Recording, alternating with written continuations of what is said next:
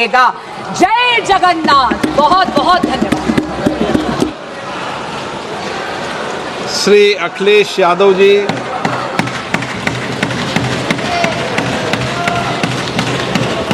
अध्यक्ष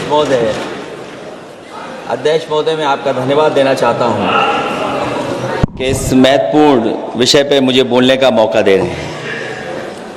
मैं अपने साथी माननीय सदस्य गौरव गोगोई जी के से सहमत हूं।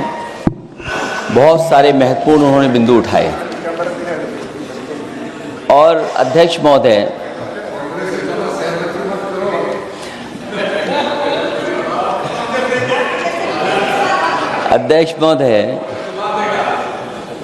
मुझसे ज़्यादा मेरे रिश्ते शायद हमारे विपक्ष के लोग ज़्यादा जान रहे हैं और जितना विपक्ष के लोग नज़र रखेंगे मैं समझता हूँ उतना रिश्ते और मजबूत हो जाएंगे।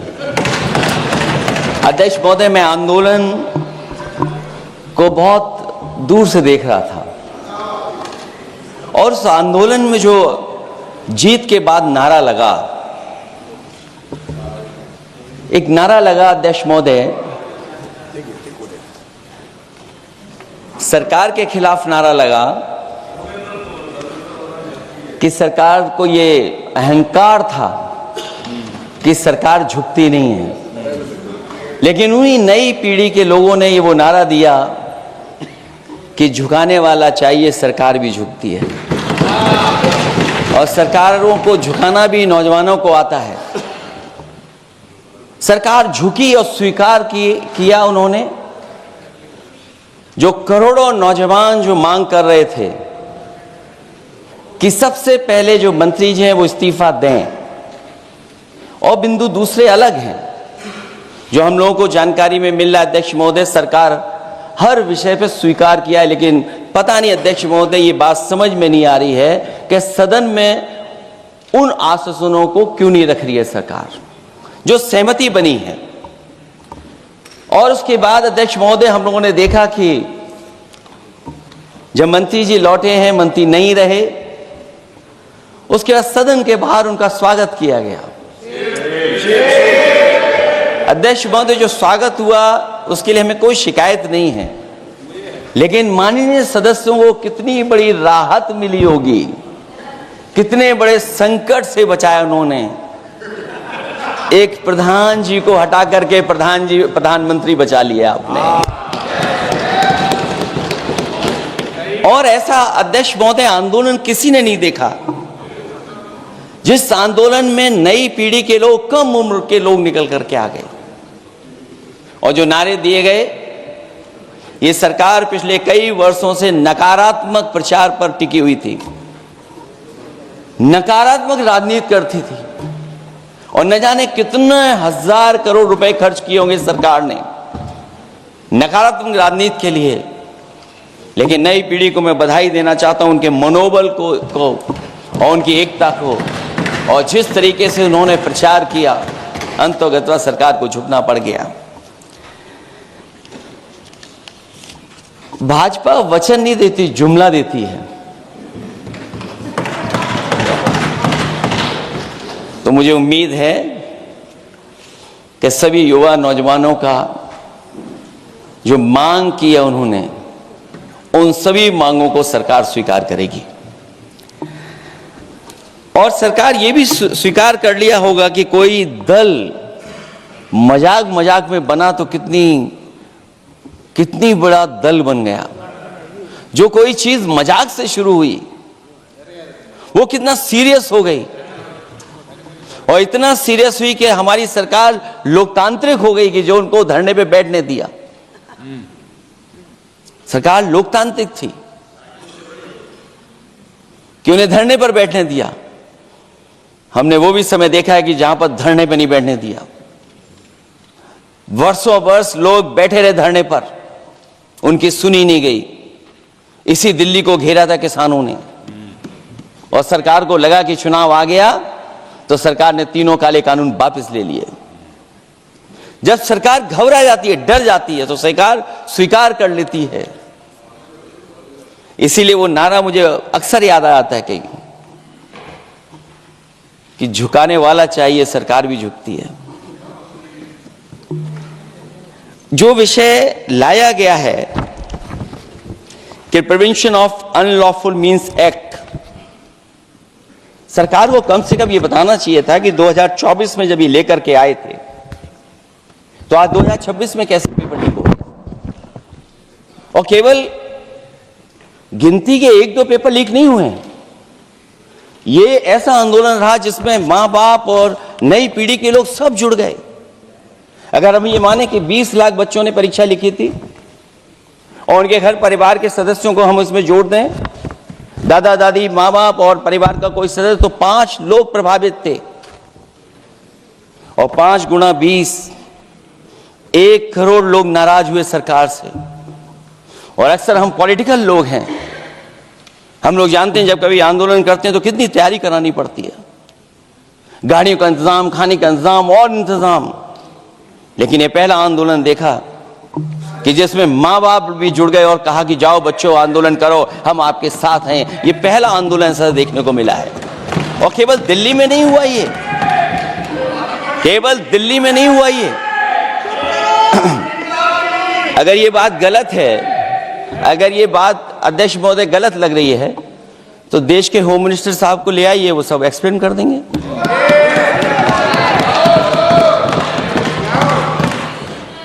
पहला आंदोलन जिसमें माँ बाप ने साथ दिया, क्योंकि परीक्षा से कितना दुखी हैं लोग। ये जो परीक्षाएं लीक हुई हैं, कई महीनों पहले ये किताब बना दी थी। और अध्यक्ष महोदय, जो लोग चढ़ावा चोरी नहीं बचा पाए, वो पेपर लीक कैसे बचा पाएंगे। जो भगवान के दरबार से दान गायब हो गया, दान चला गया, वो लोग पेपर लीक बचाएंगे। किस कानून को, जो कानून पहले बनाया उसी कानून का संशोधन करके लेकर आए। किसकी आंखों में आप धूल झोंक रहे हैं। और अगर कानून से बच रहा होता तो भाजपा की 10 साल की सरकार में 20 परीक्षाएं कैसे लीक हो गई। 20 परीक्षाएं लीक हुई अध्यक्ष महोदय, जिसमें कोर्ट तक जाना पड़ा, उसके बाद परीक्षा रद्द हुई है। दरोगा भर्ती का पेपर लीक हो गया, जूनियर इंजीनियरिंग के भर्ती का पेपर लीक हो गया, ग्राम विकास पंचायत अधिकारी का पर्चा लीक हो गया, नलकूप चालक भर्ती का, यूपी टीईटी का परीक्षा लीक हुआ। और एक बार नहीं हुआ, 3 बार पेपर लीक हुआ यूपी टेट का। हाई स्कूल बोर्ड का परीक्षा लीक कर दिया, इंटरमीडिएट की बोर्ड की परीक्षा लीक हुई, इंटरमीडिएट का फिर परीक्षा का लीक हुआ, कई बार हुई। सिपाही भर्ती लीक हुई। आप सोचिए कितनी परीक्षाएं लीक हुई हैं। और नीट परीक्षा कोई पहली बार लीक नहीं हुई, दोबारा लीक हो गई, कानून बनने के बाद लीक हुई। सहायक प्रोफेसर भर्ती लीक है, लेखपाल भर्ती लीक हुई। यूपी जैसे स्टेट, जो सबसे बड़ा स्टेट है, जहां से प्रधानमंत्री चुन करके आते हो, वहां तक पेपर लीक हो जा रहा है। और जो संस्था परीक्षा एग्जामिनेशन करा रही है, वो एनटीए में भी आउटसोर्स कर दिया आपने। हम विपक्ष के लोगों को तो डर ये लगता है अध्यक्ष महोदय, कहीं ऐसा ना हो कि ये पूरी सरकार को आउटसोर्स कर दें। आउटसोर्स सरकार है, जो सबसे विश्वसनीय संस्था है, उसमें आउटसोर्स पे आपने कर्मचारियों को रखा हुआ है। किस बात की जवाबदेही है? यही अकाउंटेबिलिटी है आपकी? कहीं अकाउंटेबिलिटी ये तो नहीं है, आप अकाउंटेबिलिटी को ये कहीं समझ बैठे हों कि अकाउंट को भर दे वो एबिलिटी वाला ही हमें चाहिए। कहीं वो अकाउंटेबिलिटी तो नहीं है। आप बताइए, एनटीए को आउटसोर्स किया हुआ है आपने। जिस संस्था की जिम्मेदारी है महत्वपूर्ण परीक्षा कराने की, उसमें सब आउटसोर्स। और ये सच कहा कि कांग्रेस पार्टी के हमारे सदस्य ने मांग की है कि वो हम लोगों को पता होना चाहिए आखिरकार कौन लोग थे जो आउटसोर्स होकर के बैठ करके परीक्षा में इस तरह की घोटाला कर रहे थे। आखिरकार जवाबदेही क्या है, किसकी थी? और फिर केवल नीट की परीक्षा की बात करें और परीक्षाओं की बात करें,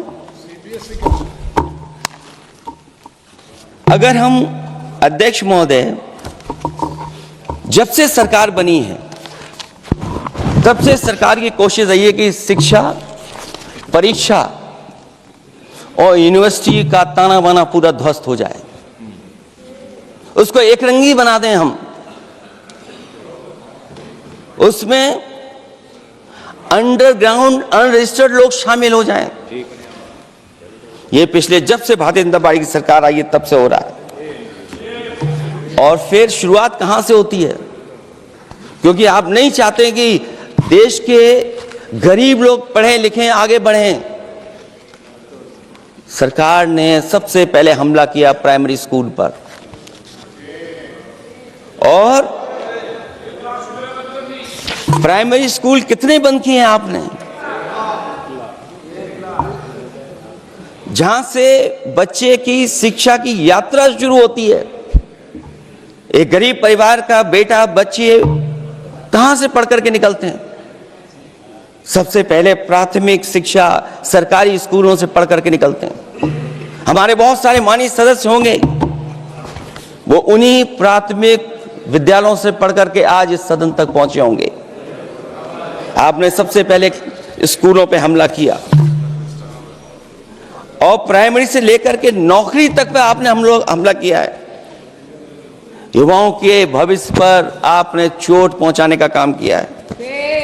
और जो प्राइमरी स्कूल जो आपने बंद किए हैं, वो इसीलिए बंद किए हैं आपने कि पिछड़े, दलित और गरीब के वर्ग के परिवारों के बच्चे पढ़ लिख न जाएं।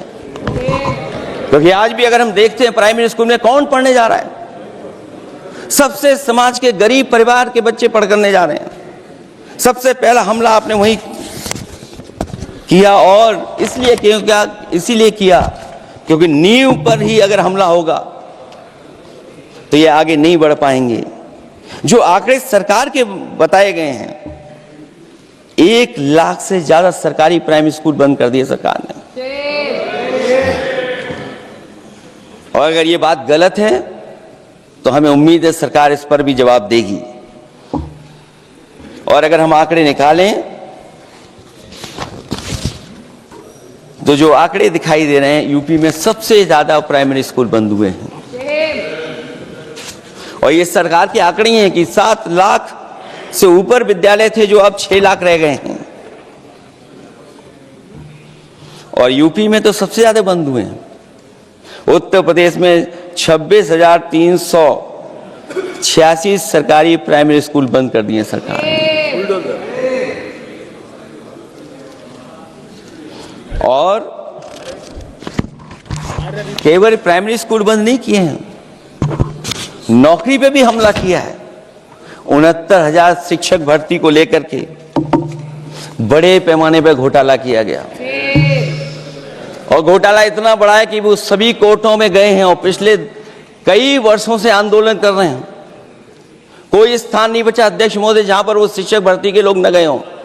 मंत्रियों के यहाँ गए हैं, आंदोलन किया है, हाई कोर्ट गए हैं, सुप्रीम कोर्ट गए हैं। लेकिन देखिए सरकार भी कमाल की है कि सरकार उनको नौकरी नहीं देना चाहती, और इसलिए नौकरी नहीं देना चाहती है क्योंकि उन्हें भर्ती गलत की है। और भर्ती में जिन लोगों का अधिकार छीना है वो सबसे ज्यादा पिछड़े और दलित परिवार के बेटे, जिनका अधिकार इस सरकार ने छीना है। और ये अगर बात नहीं ठीक है तो हमें उम्मीद है कि सरकार इसका भी जवाब देगी। माध्यमिक स्कूलों को भी बंद किया जा रहा है, और बड़े पैमाने पे स्कूल बंद हुए हैं। और जो बोर्ड की परीक्षाएं लीक हुई हैं, पूरे देश में बड़े पैमाने पर बोर्ड परीक्षाओं के पेपर लीक किए गए हैं। अध्यक्ष महोदय, हम जानना चाहते हैं कि आखिरकार 10वीं और 12वीं के पेपर लीक क्यों हो रहे हैं? 10वीं और 12वीं के पेपर लीक क्यों हो रहे हैं? इसके लिए अगर कोई सरकार के पास जवाब हो तो बताएं।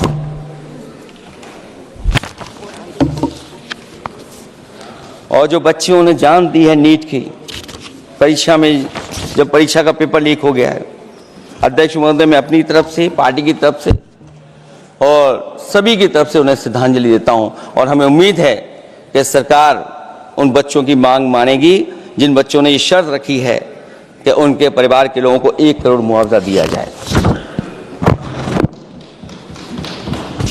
जब उच्च शिक्षा में जिस तरीके से भर्ती हो रही है, अध्यक्ष महोदय, जो उच्च शिक्षा की भर्ती है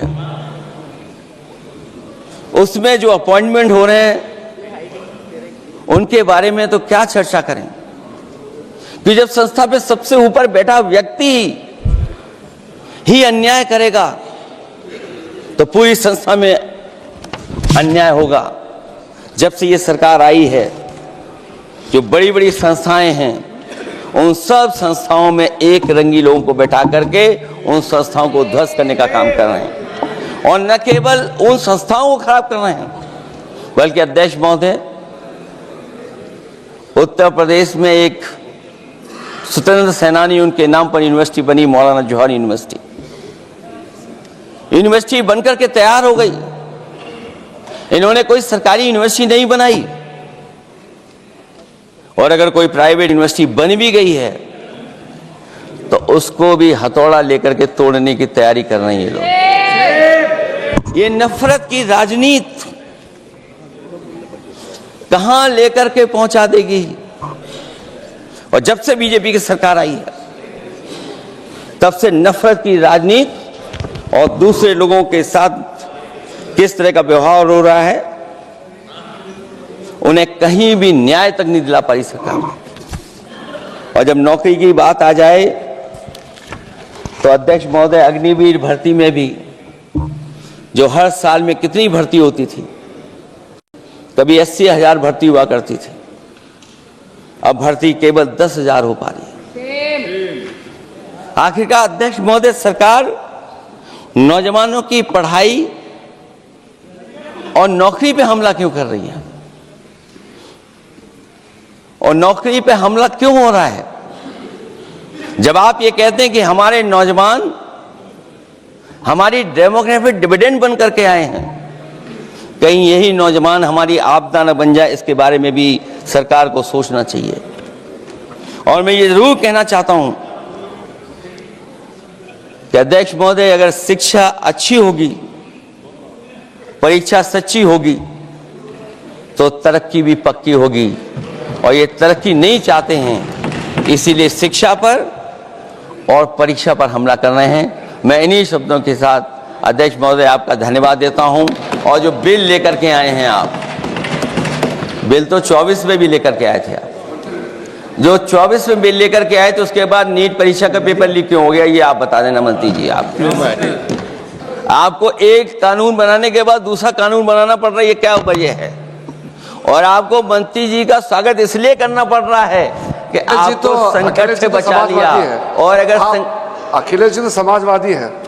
मैं पूछना चाहता हूं कि छात्रों का आंदोलन के बाद सरकार उनका बात सुन के पार्लियामेंट में बिल लेके आता है, ये अच्छा है, या जो आंदोलन होता है तो उसको कुचलने के लिए देश में इमरजेंसी लगा देता है, वो अच्छा? आप बता दीजिए।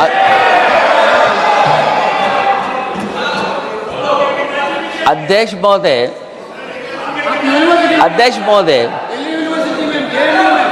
महोदय, मैं इमरजेंसी को तो नहीं देखा हूं, लेकिन इमरजेंसी में क्या क्या हुआ है वो अभी दिल्ली की राजधानी में भी देखने को मिल गया है। आंसू के गैस के गोले और लकड़ी में लगा हुआ कुछ कील का और कांटे की चीजें, उस समय करंट नहीं लगाया जाता था, इस बार करंट लगाया गया है। तो ये इमरजेंसी के बराबर ही हुआ है हमला, कम नहीं है। इमरजेंसी से कम अन्याय नहीं कर रहे हैं आप लोग। और याद करिए अध्यक्ष महोदय, अगर इमरजेंसी इन्हें याद आ गई है, अगर इमरजेंसी अध्यक्ष महोदय इन्हें याद आ गई है, तो इमरजेंसी के बाद भी परिवर्तन हुआ था, और हमें भरोसा है कि इसके बाद भी परिवर्तन होगा। और अध्यक्ष महोदय, मैं आखिरी में कहना चाहता हूं, कानून से नहीं, नियत साफ होगी तब नीट का परीक्षा साफ होगी। सवाल कानून का नहीं है, आपकी नियत साफ नहीं है। और जिस समय आपकी नियत साफ होगी तो परीक्षा भी साफ हो जाएगी। और हमारे साथी जो कुछ और बातें उठा रहे हैं, आज मौका नहीं है आज मौका नहीं है, लेकिन आपको भगवान भी माफ नहीं करेंगे क्योंकि आप चढ़ावा चोरी में शामिल हुए हैं। और चढ़ावा ही नहीं, जो गुप्त दान था वो भी चोरी हुआ है, गुप्त दान। और ये पाप की श्रेणी में नहीं आता है, महापाप की श्रेणी में आता है।